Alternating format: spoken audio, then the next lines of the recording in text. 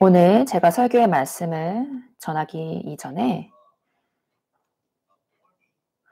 여러분께 먼저 하나님의 말씀을 듣는 것에 대한 위험에 대한 경고를 먼저 드려야 될 것 같습니다.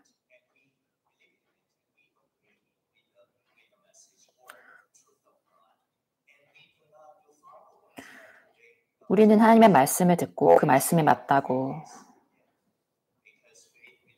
동의합니다.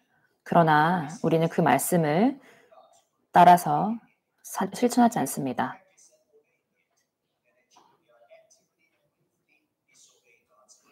우리가 하나님의 말씀을 듣고 맞다고 하면서도 그 말씀대로 실천하지 않는다면 우리는 적극적으로 하나님의 말씀에 불순종하는 것입니다.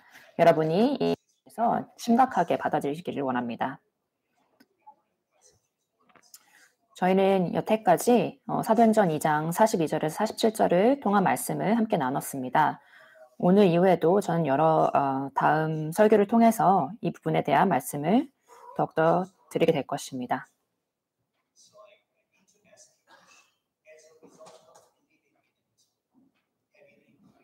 우리가 이 말씀을 통해서 사도의 가르침과 기도에 대한 중요성에 대해서 계속적으로 나눴었는데 여러분께 질문을 드리고 싶습니다. 여러분이 얼마나 이 말씀을 통해서 변화되었는지, 여러분의 삶이 어떻게 변했는지 그것에 대해서 함께 생각해 보시고 변화가 되었지 않았다면 여러분 스스로를 돌아보시기를 원합니다.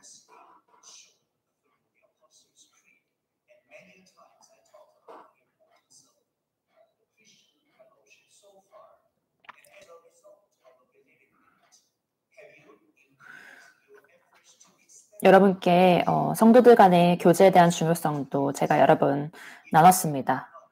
이것에 대한 결과로서 여러분께서 우리 하나님의 가족 가운데서의 어떤 교제들을 더 많이 나누게 되었습니까? 여러분께서 그렇게 하지 않으셨다면 여러분이 지금 이 시간에 더욱더 이것에 대해서 심각하게 생각해 보셔야 되겠습니다. 이것은 하나님의 말씀을 불순종하는 큰 죄가 될 것입니다. 심지어 오늘 이 아침 말씀에서도 여러분께서 이 말씀을 듣고 이 말씀을 통한 순종이 있기를 바랍니다. 아마도 대다수의 많은 그리스도인들은 지금 교회든지 이전의 교회든지 교회 안에서 여러 가지 좋지 않은 경험들을 해보았을 것입니다. 우리는 구원을 받은 백성들이지만 여전히 죄인입니다. 그렇기 때문에 여러 가지 많은 문제들이 있습니다. 또는 많은 그리스도인들이 그들의 교회를 사도적인 교회로 만들고 싶어 하지만 그들 중에 대다수는 사도적 교회를 세우는 데 있어서 자신들의 역할과 의무에 대해서는 이해하지 못합니다. 누가는 사도행전 2장 42절에서 47절을 통해서 건강한 사도적 교회에 대해서 가르칩니다. 우리는 사도적 교회인 예루살렘 교회의 4가지 구별되는 특징에 대해서 공부해 왔습니다. 이것은 사도의 가르침, 그리스도의 교제, 떡을 땜, 그리고 기도였습니다. 우리가 이 4가지 특징에 대해서 각각 조금 더 자세히 되짚어보기 전에 저는 결국에 모든 신자들 자신이 그들의 교회를 성경적이고 그리스도 중심의 교회로서 세워야 한다는 이런 말씀을 드리면서 시작하겠습니다. 우리가 바로 사도적 교회를 세워가는데 책임 있고 의무가 있는 사람들입니다. 사도들의 주된 사역은 그들의 회중들에게 성경의 교리를 가르치고 교육하는 것입니다. 그리고 나머지는 교회 회원인 신자들이 직접 해야 합니다. 교회에서 교제하는 것이 누구입니까? 신자들 자신입니다. 누가 성찬에 참여합니까? 신자들 자신입니다.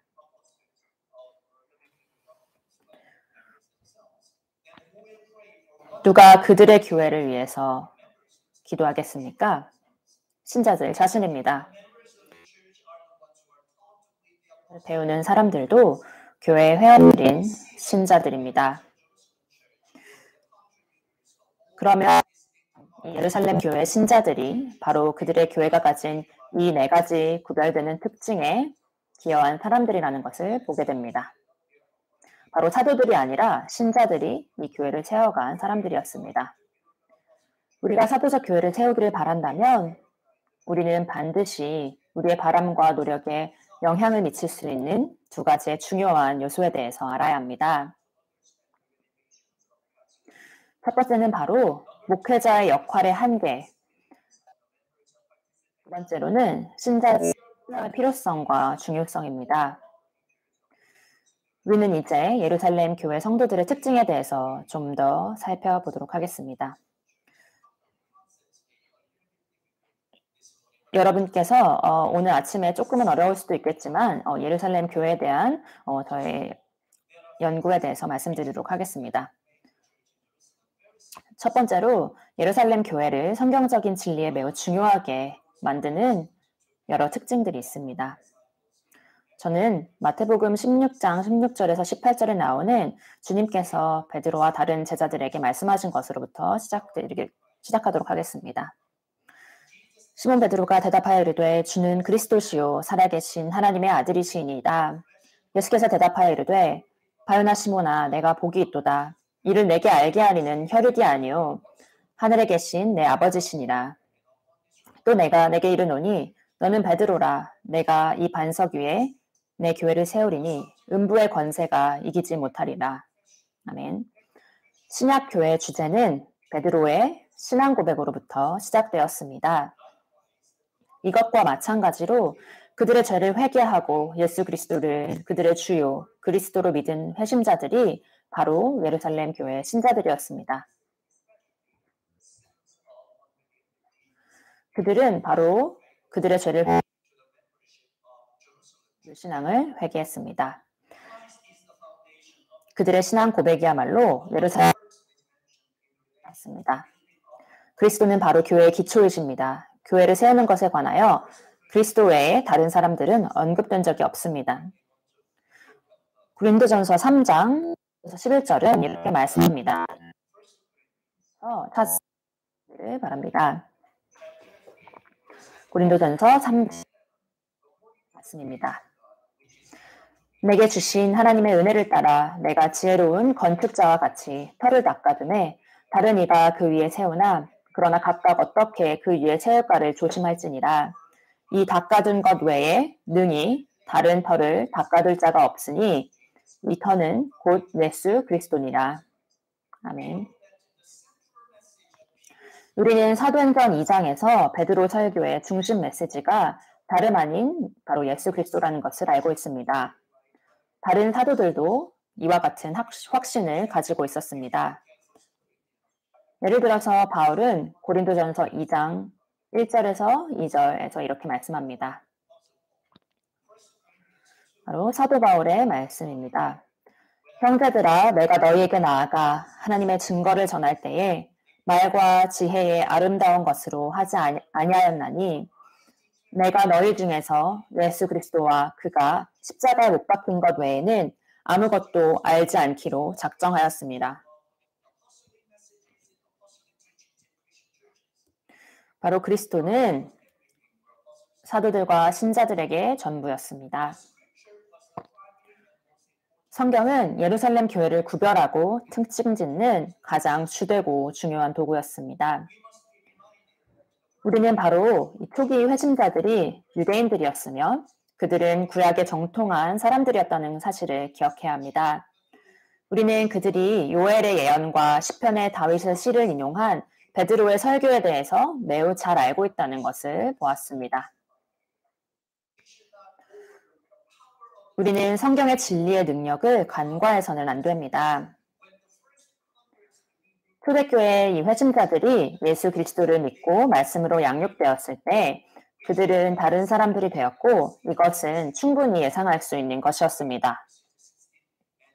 우리가 디모데후서 3장 16절에서 17절을 통해 이것을 볼 수 있습니다.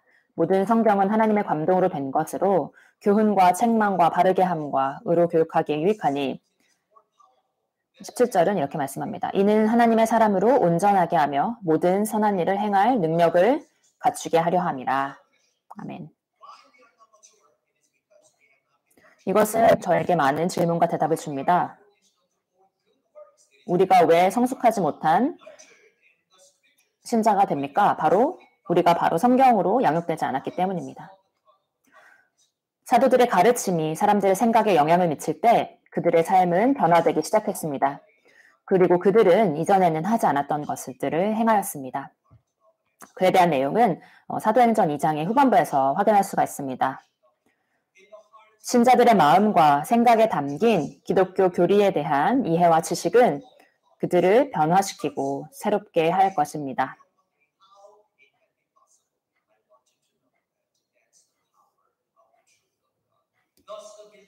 하나님의 말씀의 진리가 사람들을 변화시키는 그런 것입니다.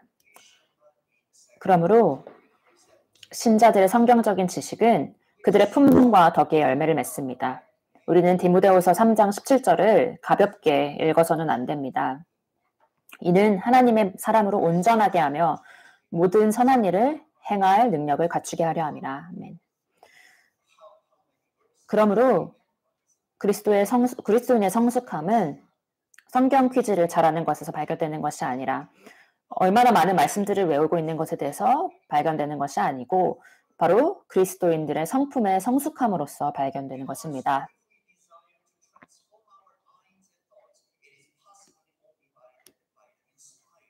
그리고 또한 우리의 마음과 생각을 변화시키고자 한다면 이것은 온전히 영감을 받은 하나님의 말씀에 의해서만 가능합니다.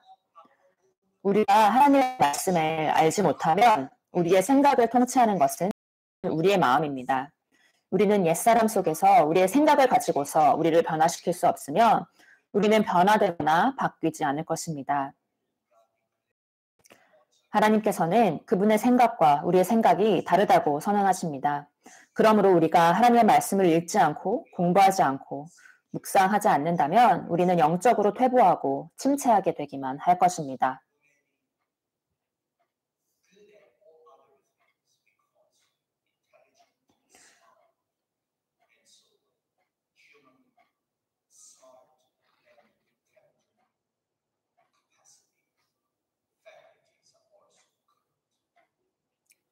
많은 사람들이 그들의 지능과 어떤 지적인 능력을 통해서 어떤 것에 잘할 수도 있지만 모든 사람들의 어떤 지적 능력과 모든 것은 다 부패한 것입니다.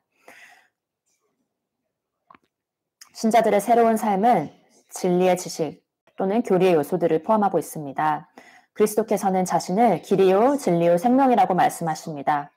예수님은 바로 구원의 진리의 인격적인 계시이시며 하나님을 향한 사람의 바른 관계를 보이시는 분이십니다. 이러한 예수님에 관한 가르침들이 신약에 나타나는데 이런 가르침들이 어떤 추상적 이론이나 추측의 산물 혹은 논리적이고 수학적 증명에 따르는 어떤 사상의 과학적인 체계와 같은 형태로서 나타나는 것은 아닙니다. 오히려 이러한 가르침들은 신선하면서도 즉각적인 초자연적 하나님의 말씀으로 신령한 삶과 생명을 주시는 능력, 그와 동시에 실용적이고도 이론적이면서도 마음의 의지와 양심은 물론 생각 가운데서도 신적 권위를 가지고 우리에게 다가오며 우리 안에 있는 모든 것들이 이러한 권위를 그리고 이러한 가르침들을 거부할 수 없도록 이끌어줍니다. 우리가 여기서 말하고 있는 그리스도 안에서의 하나님의 지식은 우리에게는 영원한 생명이기도 합니다. 우리는 독단적인 신조와 진리를 혼동해서는 안 됩니다. 어떤 사람들은 진리 없이 굉장히 독단적일 수 있습니다. 진리는 바로 신성한 실체이며 교리와 신조는 이것을 인간적인 차원에서 이해한 진술입니다. 진리는 살아있고 생명을 주는 힘이며 신조는 어떤 논리적인 공식입니다. 진리는 무한하고 변하지 않고 영원한 것이라고 한다면 신조는 유한하고 변화하고 또한 완전하게 될 어떤 그런 가능성을 가진 정도의 것입니다. 둘째로 사도의 가르침 안에서 자라는 것은 그리스도인의 교제를 증가시키는 것입니다. 우리가 하나님의 말씀을 배우고 자랄수록 우리는 변화되고 새롭게 됩니다. 그리스도인들이 되는 것은 성경을 통해서 하나님 자신께서 드러낸 그대로의 하나님을 믿는 것의 최종 산물입니다. 신자들은 새 생명을 받았으며 이 생명은 믿는 사람들의 모든 기능과 능력들과 함께 그들의 온 인격을 바꿔놓습니다. 그들은 죄책감과 죄의 권세에서 자유로워지며 하나님과 화해되고 영혼의 조화와 평화를 회복합니다. 이렇게 됨으로써 그들의 삶은 은혜의 수단을 사용하고 믿음과 성숙된 사랑의 지속적인 행함을 통하여서 더욱더 그리스도의 삶을 드러내는 거울과 같은 것이 되는 것입니다. 그러므로 성경은 지식이 있는 자들을 위한 책일 뿐만이 아니라 원칙적으로 모든 사람을 위한 생명의 책이며 성령이 인류에게 쓴 편지입니다. 그리스도와 그 사도들의 말씀 속에는 가장 높고 거룩한 영적 능력, 하나님의 살아있는 숨결, 즉 뼈와 골수를 꿰뚫고 가슴과 양심을 짜릿하게 하고 죽은 사람을 살게 하는 그런 호흡이 있습니다. 바울이 말한 가장 귀한 영적인 선물은 사랑입니다. 주님께서 우리에게 주신 가장 위대하고 중요한 계명 또한 사랑하는 것입니다. 예수님께서 그분의 제자들에게 마지막으로 주신 계명도 서로 사랑하라였습니다. 사랑은 골로새서 3장 14절에서 말씀하듯이 완전함을 결합시켜주는 것입니다. 사랑은 우리가 추구할 수 있는 가장 큰 미덕입니다. 사실 하나님은 사랑으로 정의됩니다. 하나님은 사랑이십니다.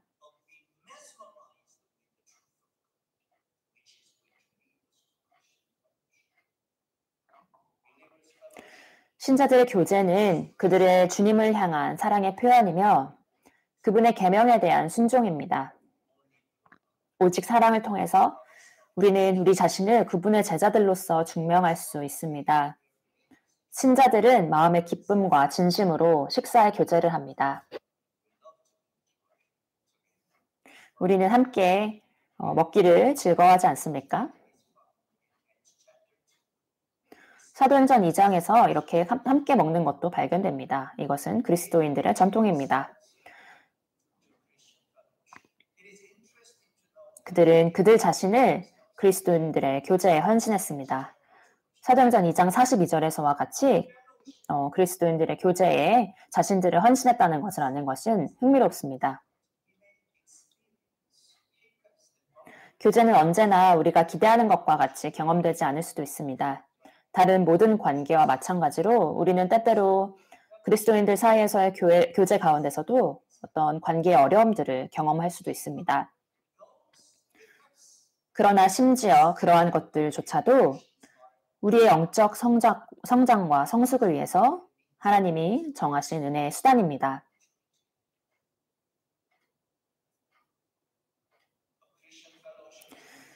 그리스도인의 교제는 하나님께서 그분의 교회와 백성들이 하나님의 영광을 위해서 세워지도록 준비해 놓으신 은혜의 방식입니다. 그리스도인들 가운데서의 긍정적인, 부정적인 경험 모두를 하나님의 지혜 안에서 찾을 수 있습니다. 긍정적인 경험을 하게 되는 경우라면 우리는 더 많은 교제를 하도록 격려를 받습니다.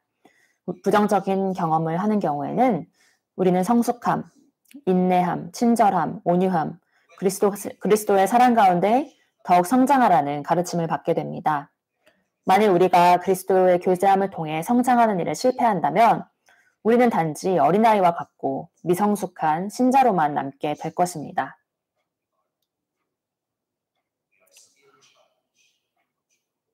어떠한 삶의 단계에 여러분이 거치고 계시듯이 상관없이 우리는 어린아이와 같이 같고 미성숙한 신자가 됩니다.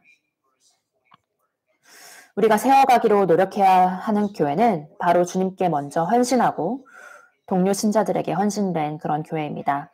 44절은 이렇게 말씀합니다. 믿는 사람이 다 함께 있어 모든 물건을 서로 통용하고 아멘. 함께라는 단어로 번역된 헬라어 구절은 47절 하반절에 주께서 구원받는 사람을 날마다 함께 더하게 하시니라는 말씀에서도 반복됩니다. 47절에 나오는 더하게 하시니라 하는 말씀은 함께라는 단어로부터 파생되어 나온 것입니다. 46절에서 그들이 한 마음으로 함께 먹었다고 말씀할 때도 이러한 함께한다는 점을 더욱 강조합니다. 그러므로 교제에 헌신하는 것은 구원을 받음으로써 하나님의 가족으로 참여하게 된 사람들과 함께 세워져 가는 것에 대한 그러한 헌신입니다.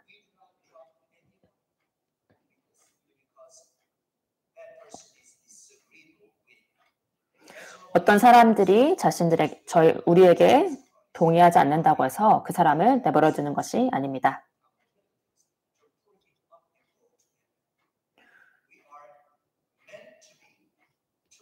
우리는 함께 하기로 되어 있는 사람들입니다. 저는 이러한 초대교회 그리스도인들의 특징이 바로 성령 충만한 그리스도인의 특징이라는 것을 말씀드려야 하겠습니다. 여러분이 이사를 가게 되시거나 다른 나라로 가야 되는 상황이라면, 그래서 어떤 다른 새로운 교회를 찾아야 되는 경우에는 여러분께서 이러한 교회들을 찾으시기를 바랍니다. 바로 성경이 충실히 설명되는 그런 가르침의 사역을 찾고 따뜻하고 사랑이 많고 보살피고 도움을 주는 교제, 형식적이거나 의식이 아닌 그런 예배, 이기적이지 않은 인정이 많은 봉사의 사역들을 하는 그런 그리스도인들이 있는 교회입니다.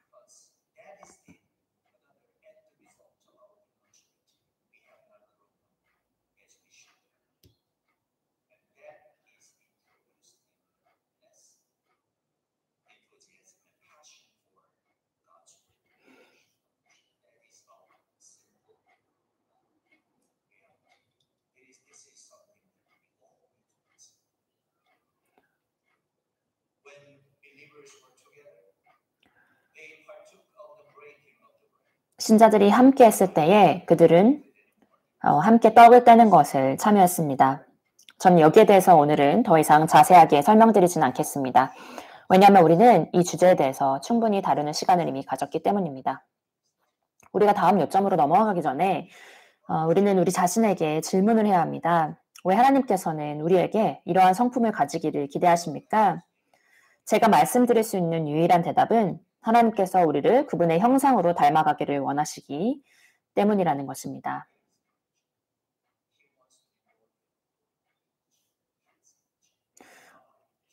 하나님은 우리 자신의 어떤 모습이 아닌 우리 자신의 명성과 우리의 자신의 어떤 판단과 평가가 아닌 바로 하나님의 형상으로 우리가 변화되기를, 닮아지기를 그렇게 원하십니다.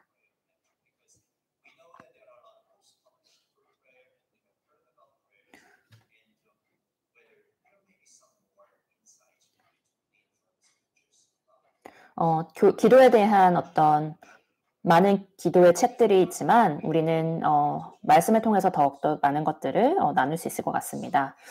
예루살렘 교회는 기도에 헌신된 그러한 교회였습니다. 우리가 사도행전 2장 42절에서부터의 말씀을 읽으면서 우리는 사도적 시대의 그리스도인의 삶에서 기도는 매우 필수적인 부분이었다는 것을 발견하게 됩니다. 무엇보다도 기도해야 하는 필요가 있었다는 것을 말해줍니다. 기도가 없이는 높고 고귀하고 강하고 행복한 그리스도인의 삶과 교회도 없습니다. 우리 시대에는 기도에서 어느 정도 멀어졌다는 것을 우리가 부인할 수가 없습니다. 사람들은 우주에 대한 새로운 관점과 그리고 변하지 않는 우주의 법칙으로 인해서 당황하게 되었습니다. 현대사회의 아침 안개와 같이 서서히 스며든 어떤 물질주의로 인해서 감각을 마비시키는 그러한 영향을 사람들이 경험하게 되었습니다. 어떤 사람들은 기도의 효과를 의심하기 시작했고, 그러므로 기도의 필요성도 의심하게 되었습니다.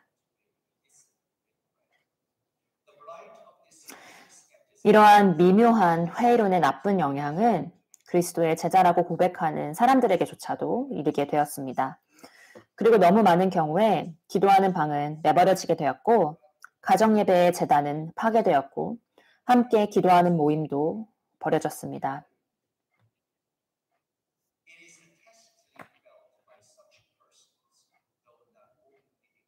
비록 공개적으로 선언되지는 않았더라도 기도는 낡은 미신의 유물이며 실용적이지 않다는 그러한 생각들이 넌지시 이러한 사람들에게 느껴졌습니다.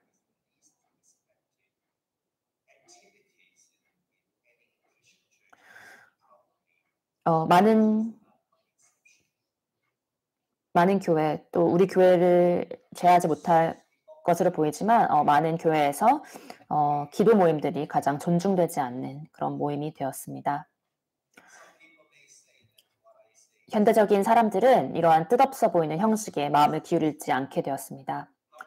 일부 사람들은 제가 말씀드리는 것이 단지 과장이라고 말할 수도 있겠습니다. 저도 그렇게 말할 수 있었으면 좋겠습니다. 그러나 여러분의 개인적인 기도 생활과 우리 교회의 기도의 모임들이 어떻게 이루어져 왔는지를 들여다보십시오. 그리고 나서 기도가 여러분의 삶에 필수적인 것이었는지 여러분 자신에게 대답해 보십시오.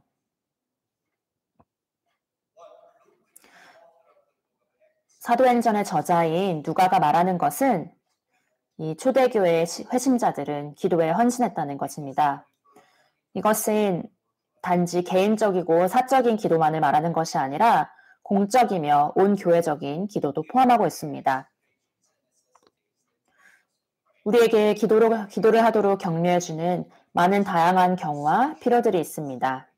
특정한 계층의 사람들을 위해서 유명한 사람들이 쓴 많은 기도가 있습니다. 토마스 아퀴나스와 베이컨경은 각각 우리에게 학생의 기도, 제레미 테일러는 노동자의 기도, 럭비의 토마스 아놀드는 선생의 기도, 그리고 조지 허버트는 설교자의 기도 등을 우리에게 주었습니다. 그렇다면 저는 주기도문은 바로 모든 사람들을 위한 기도라고 말씀드릴 수 있으며 위대한 인류의 가족의 한 사람 한 사람이 그들의 어떤 피부색, 어떤 상황들, 어떤 교회든 상관없이 우리 아버지께 나아가면서 주기도문에 나오는 이 기도의 간단한 구절들을 통해서 자기 영혼의 깊은 소망을 기도로 말씀드리기도 합니다. 우리는 기도의 분명한 효과를 간과해서는 안 됩니다. 기도는 가족으로서 그리고 교회로서 우리를 연합하도록 하여 줍니다. 교회로서 함께 서기 위해서 초대교회의 회심자들은 그들 자신을 기도에 헌신했습니다.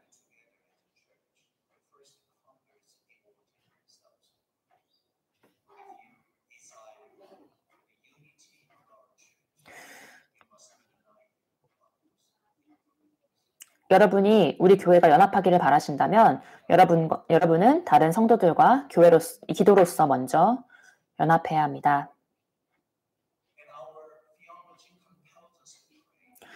우리의 신학은 우리가 하나님께 기도하도록 강권하여 줍니다. 예수님께서는 주기도문을 가르쳐 주셨습니다. 이것은 주님께서 우리 아버지라고 말씀하셨을 때 이것을 통해 하나님과 기도의 본질에 대해서 분명한 가르침을 주신 것입니다. 하나님은 우리와 관계를 맺고 계신 분입니다. 하나님은 먼 곳에 떨어져서 통치하시거나 무관심하다거나 또는 적대적인 분이 아니십니다. 하나님은 우리 아버지가 되시며 우리를 축복하기를 원하십니다. 하나님은 그분의 창조물과 떨어져서 거하는 그런 분이 아니십니다. 하나님께서는 그분의 자녀들 가운데 계시는 사랑의 아버지이십니다. 하나님은 내재하시는 하나님이십니다. 그분의 살아계신 임재 없이 어떤 것도 존재하지 않습니다. 하나님은 우리의 가장 작은 속삭임도 들을 수 있는 분이십니다. 기도를 할 때 우리는 부재하신 하나님과 의사소통을 하려는 것이 아닙니다. 사도행전 17장 28절의 상반절의 말씀처럼 우리가 그분 안에서 살고 움직이고 존재합니다. 우리가 기도할 때 우리는 하나님께서 살아계신 분이며 우리의 행복에 깊은 관심이 있는 분이심을 고백합니다. 우리는 또한 하나님께서 우리에 대한 모든 것을 알고 계시며 우리를 도우실 수 있는 분이심을 고백합니다. 우리가 기도할 때 우리는 하나님 안에 있는 우리의 믿음을 선포합니다. 기도는 우리 신학의 증거이기도 합니다. 두 번째로 기도할 필요가 있습니다. 예수님을 생각해 보십시오. 가장 이상적이고 가장 현명하며 이 세상에 알려진 사람 중에 가장 최고이시고 우주의 모든 비밀한 것들도 그대로 꿰뚫어 보실 수 있으신 하나님의 아들이신 분께서 기도를 믿으셨습니다. 그리고 예수님은 모든 사람들에게 기도의 의무, 그리고 필요, 효과들을 강조하셨습니다. 그러므로 예수님은 기도하신 것뿐만이 아니라 그분의 제자들에게 기도하는 것을 가르치셨습니다. 그렇다면 우리는 얼마나 더 많이 기도해야 합니까? 예수님께서 나타나셔서 모든 것을 초월하시고 비길 데 없는 지성과 죄 없는 본성을 가지신 그리고 세상을 정복하신 분, 인류의 구원자이신 예수님께서 오셔서 누구도 하지 않은 본들을 보여주셨고 기도를 가르치셨습니다. 하나님과의 지속적인 교통하심을 통해서 예수님의 하나님과의 하나됨을 드러내셨습니다. 바닷가에서 도시에서 떡을 떼며 기적을 베푸시며 예수님은 기도하셨습니다. 변화산에서 나사로의 무덤에서 최후의 만찬 가운데서 겟세마네의 고통 속에서 그리고 갈보리의 비극적인 시간에서 예수님은 기도하셨습니다.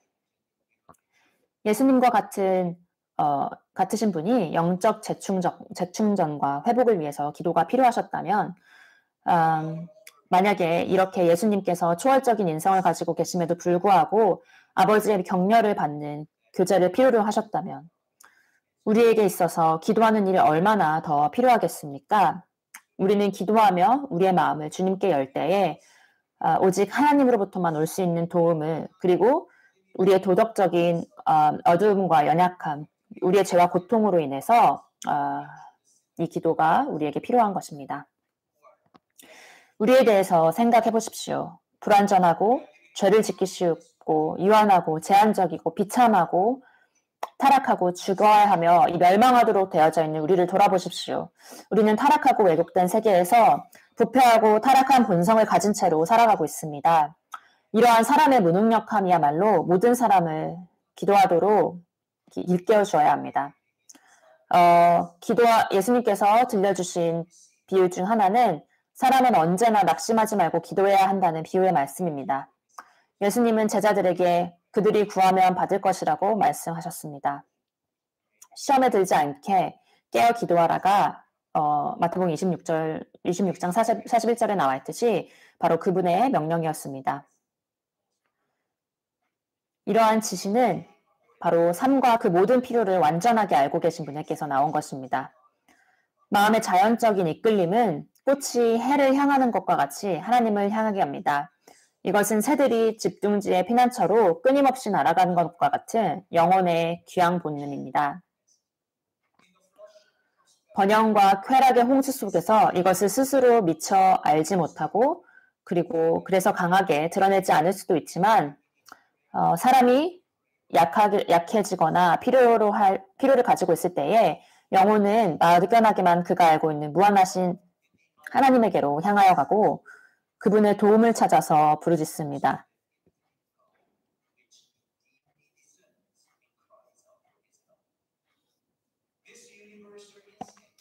보편적인 인간의 본능은 기도의 필요성을 가리킵니다.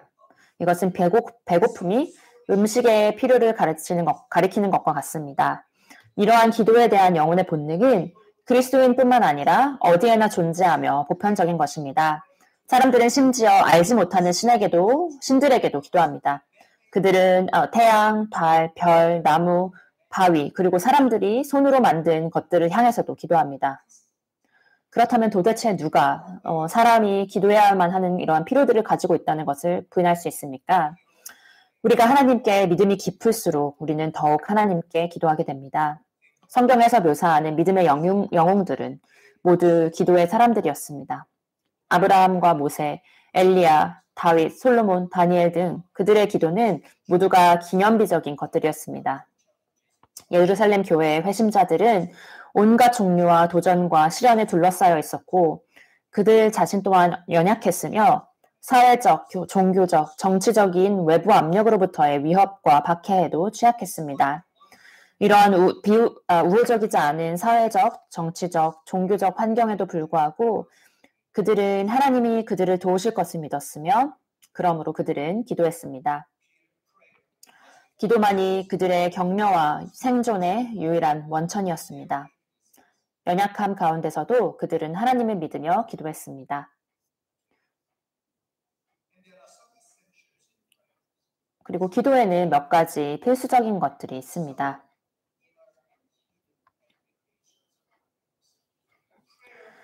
기도는 반드시 우리의 내적인 갈망에 효과여야 합니다. 기도를 통해서 우리는 우리의 마음의 진정한 감정을 표현합니다. 우리가 성경에 나오는 기도의 어느 부분을 읽어도 우리에게 가장 깊은 인상을 받게 하는 것은 그들의 깊고 진정한 갈망과 열망, 그리고 기도에 암시된 그들의 간절함입니다. 쉬운 바램은 선한 사람의 기도에 위대한 적이다라고 제레미 테일러는 말했습니다. 여러분은 무엇을 정말로 열렬히 갈망하십니까? 우리가 그것을 분명하게 알고 우리의 마음속에 바람에 대한 강한 열정을 가질 때, 그러면 그때 하나님 앞에 재빨리 오십시오. 그리고 장황한 반복을 하지 말고 여러분의 영혼을 쏟으십시오. 무관심함과 나른한 관심은 기도의 날개를 잘라내며 입술을 떠나서 멀리 가지 않습니다. 반드시 열렬히 바라는 소망이 있어야 하며 더 나은 것을 위한 긴급한 바람이 있어야 합니다. 우리가 올바르게 기도한다면 그 영혼은 깨어 아버지와 사랑의 소통 가운데로 들어가게 됩니다. 딘 파라가 한 말은 매우 옳습니다. 그는 이렇게 말했습니다. 우리가 쉽게 생각하는 기도, 우리가 피상적으로 수행하는 기도가 참된 기도로 될 때에 실상으로는 이 기도는 애쓰는 열정이며 목숨을 건 싸움과 같습니다.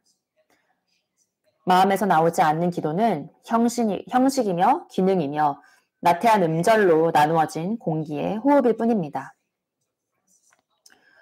그리고 우리는 아마도 프란시스 파워콥의 비슷한 의미의 말도 생각해 볼 수 있습니다. 우리의 불쌍한 흔들리는 마음과 방황하는 생각과 불완전한 양심이 만들 수 있는 것과 같은 간절하지 않은 기도는 전혀 기도라고 말할 수 없습니다. 이것은 하나님이 아닌 바람을 향해 말하는 것일 뿐입니다.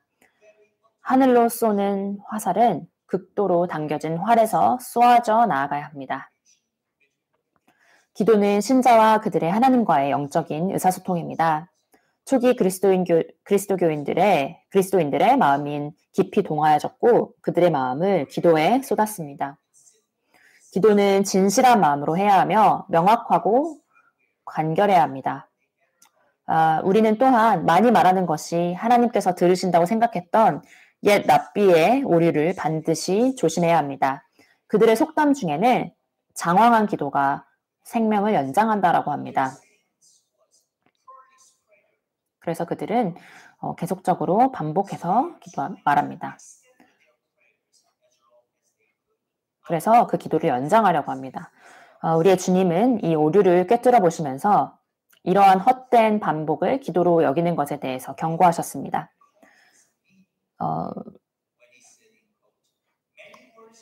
의미가 없이 하는 많은 말들은 이교도적인 것입니다. 많은 의미를 담고 있으나 적게 말해지는 말들이야말로 그리스도인의 것이라고 말할 수 있습니다. 라고 말했던 루터는 이것의 의미를 잘 알고 있었습니다.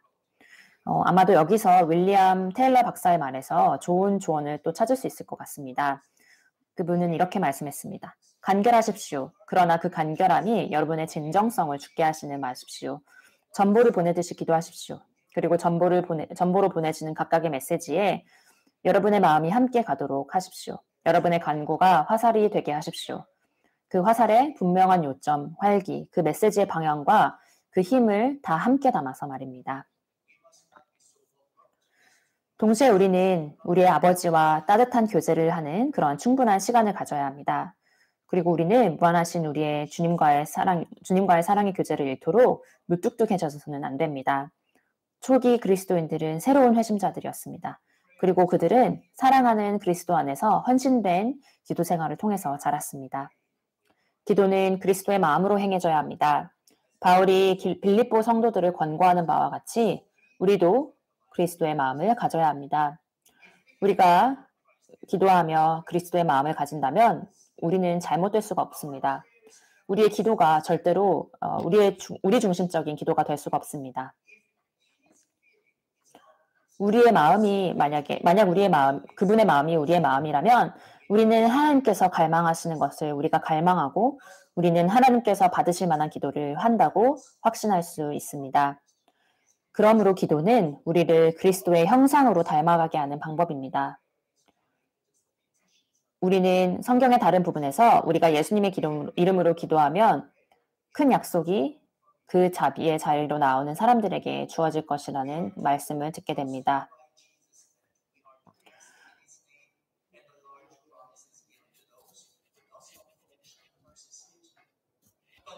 그러나 여기에 그 이름을 구성하는 음절에는 이것을 단순히 반복함으로써 축복을 받게 된다고 보장해주는 그런 마법이 있는 것이 아닙니다. 우리 주님께서는 이러한 종류의 미신적인 고지식함을 격려한 적이 없으십니다.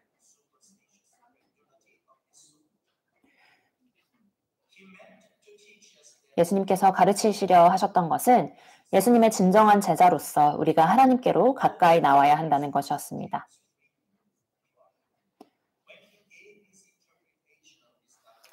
제임스 프리맨 클라크는 다음과 같은 지혜로운 말을 했습니다.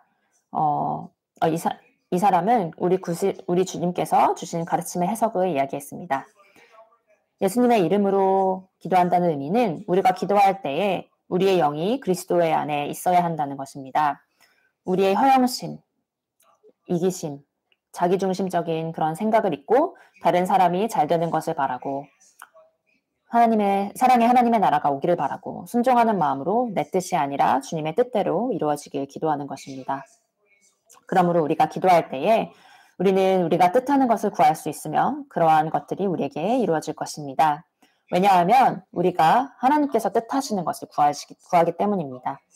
우리는 성령님을 구해야 하고 선함을 행할 능력을 구하고 또 선한 것을 구한다면 그러한 능력이 확실히 우리에게 오게 될 것입니다.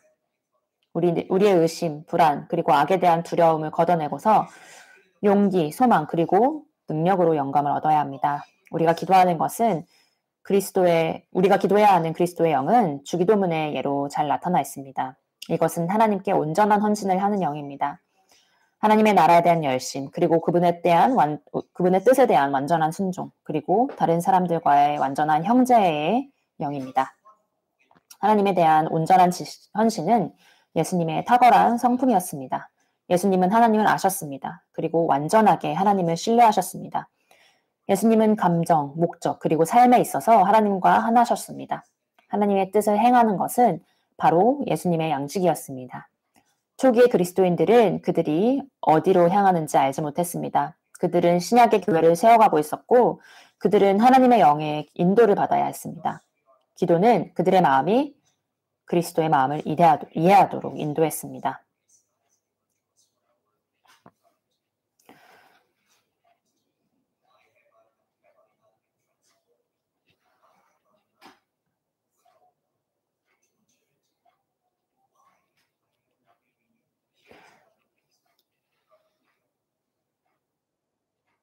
우리가 하나님의 형상을 닮아가고 새롭게 되고 변해지지 않았다면 바로 이것이 이유가 될 것입니다. 바로 이러한 기도를 하지 않았던 것이 이유가 될 것입니다. 기도는 순종하는 영으로 드려야 합니다. 하나님의 뜻의 완전한 순종은 그리스도께서 보여주신 아름답고 감동적인 예 이외에는 어느 누구에게도 찾을 수가 없습니다. 이것은 하나님의 뜻을 행하고자 하는 예수님의 열심에서 나타났으며 세상을 향한 하나님의 구속의 계획을 통해서 더욱더 나타났습니다. 이것은 예수님의 결정적인 고통의 시간에 보여졌습니다. 그분의 육신이 고통과 괴로움으로 움츠러들 때에 그것을 견디기 위해서였고 그분의 위대한 영이 이 하나님의 계획을 받아들였을 때 십자가를 환영하며 구원의 선장으로서 고통을 통해서 완전해지셨습니다. 내 뜻이 아니라 주의 뜻대로 이것이 예수님께서 하신 기도의 모든 요지였습니다. 가장 쓴 인간의 고통이 예수님의 입술에 짓눌렸을 때에 예수님은 이렇게 외치셨습니다. 내 아버지여 만일 내가 마시지 않고는 이 잔이 내게서 지나갈 수 없거든 아버지의 원대로 되기를 원하나이다 하시고 아멘. 마태복음 26장 42절 하반절 말씀입니다. 그렇다면 이것은 모든 진정한 기도의 단서가 될 것입니다. 바로 내 뜻이 아니라 아버지의 원대로입니다. 우리는 하나님께 지시를 해서는 안 됩니다. 우리는 우리의 마음이 원하는 것을 간청할 수는 있지만 우리가 요청을 드릴 때에 우리는 반드시 하나님 아버지의 무한한 지혜와 사랑에 엎드려져야 하며 아버지의 원대로 되기를 원하나이다 라고 말해야 합니다. 그리고 우리의 진정한 행복이 우리 인간의 뜻과 하나님의 뜻이 조화를 이루는 데 있다는 것을 확실히 알게 될 것입니다. 초기 그리스도인들은 하나님의 뜻에 순종했습니다.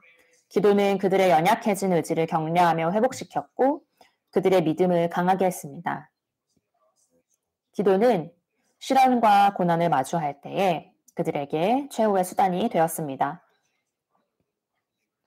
기도는 신자와 신자들의 공동체의 형제애를 격려합니다.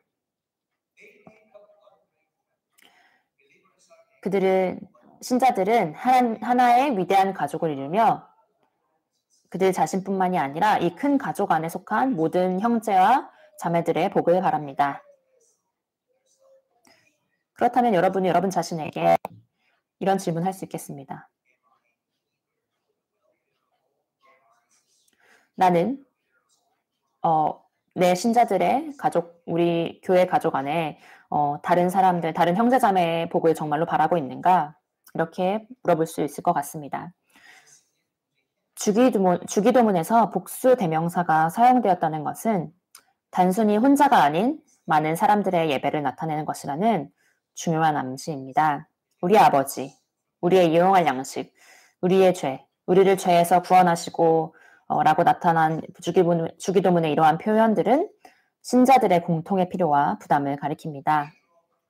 우리는 이러한 간구를 함께 반복함으로써 우리의 교제의 유대 안에서 동료 신자들과도 점점 더 가까워집니다.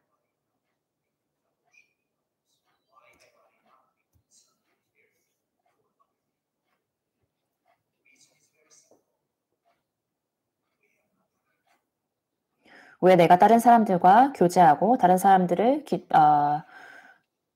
보살피지 않았는가라는 질문을 한다면 바로 우리가 그들을 위해서 기도하지 않았기 때문입니다.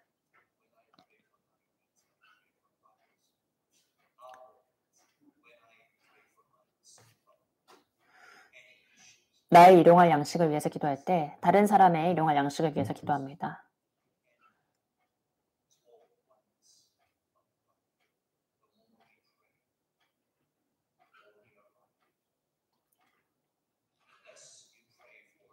우리가 함께 더욱 기도할 때 우리는 더욱 연합할 것입니다. 우리가 덜 기도한다면 우리는 덜 연합하게 될 것입니다.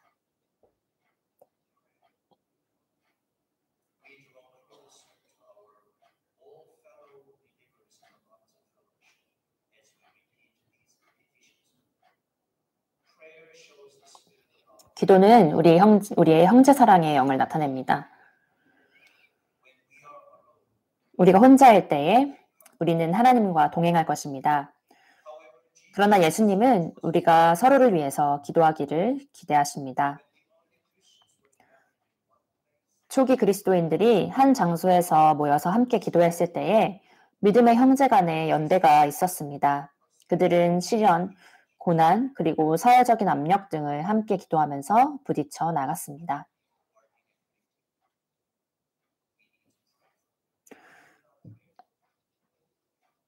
고난을 당하는 사람들이 있습니다.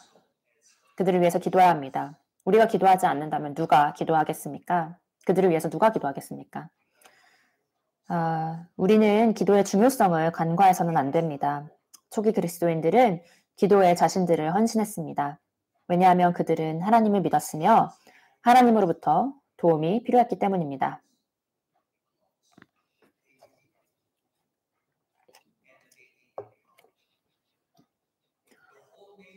온 나라가 그들을 반대했습니다.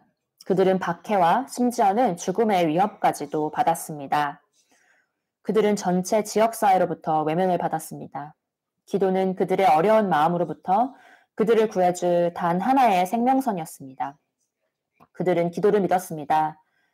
이것은 그들의 기도가 하나님께 들리고 응답받을 것임을 믿는 것이었습니다. 피의 말이라고 불리는 마리 여왕은 10만의 군대보다 존 녹스의 기도가 더 두렵다라고 말했습니다.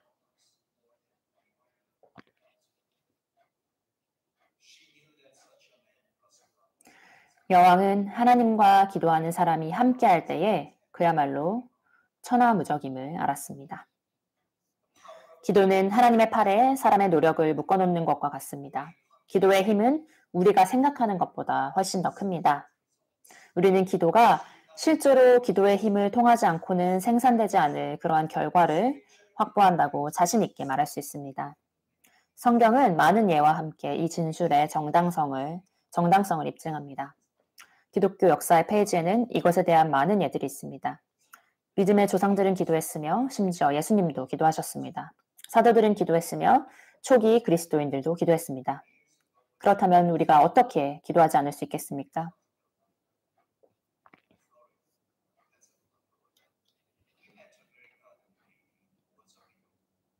과부였던 자매님을 미국에 있을 때 만난 적이 있습니다.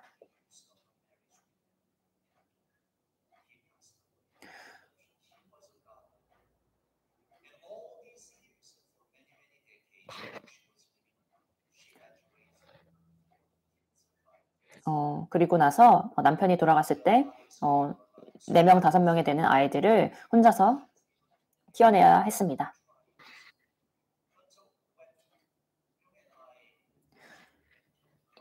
이 자매님은 많은 고난과 시련을 그 가운데서 겪어야 했을 것입니다.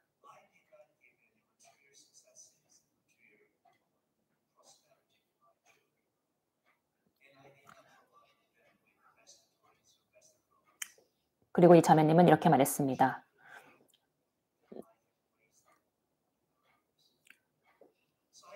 우리 아이들에게 저는 가장 좋은 장난감과 어떤 물질적인 물질적인 부를 주지는 못했지만 그 아이들은 내가 기도로 그들을 키웠다는 것을 압니다.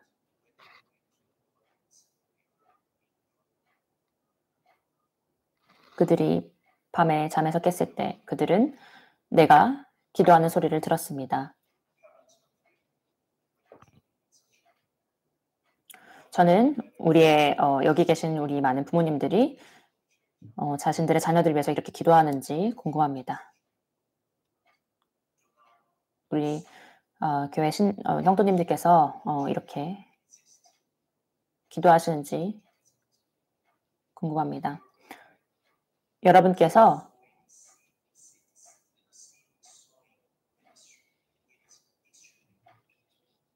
여러분이 하시는 기도가 바로 교회 안에 씨를 뿌리는 이런 사역입니다. 우리는 여러분의 기도가 필요합니다. 그리고 저도 여러분의 기도가 필요합니다.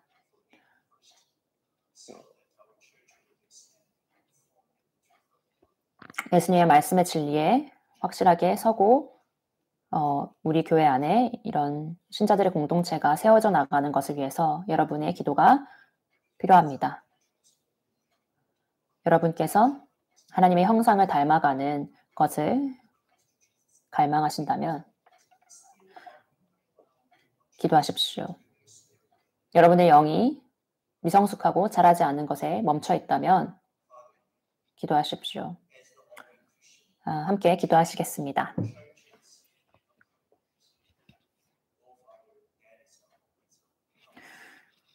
하나님 아버지, 우리가 낙심하지 말고 기도하게 하십시오. 초대교회 그리스도인들이 기도하셨던 것처럼 우리가 기도하기를 원합니다. Likewise, we receive the same command: watch and pray. Help us to pray for one another. Help us to pray for 서로를 위해서 ourselves. 함께 Help us to 기도하고 pray for our 우리 church 자신을 위해서 and 기도하고 Christian churches 우리 and 교회를 위해서 ministries. 함께 Help 기도할 us 수 to 있도록 pray for our country and 또 우리 our 나라를 위해서 loved 기도할 ones. 수 있도록 Thank 함께 you, Lord, for 기도하게 giving us 하십시오. an honor and privilege to pray unto you. We pray 우리가 in Jesus' name. 하나님께 기도할 수 있는 특권을 주심을 감사합니다. 예수님의 이름으로 기도합니다.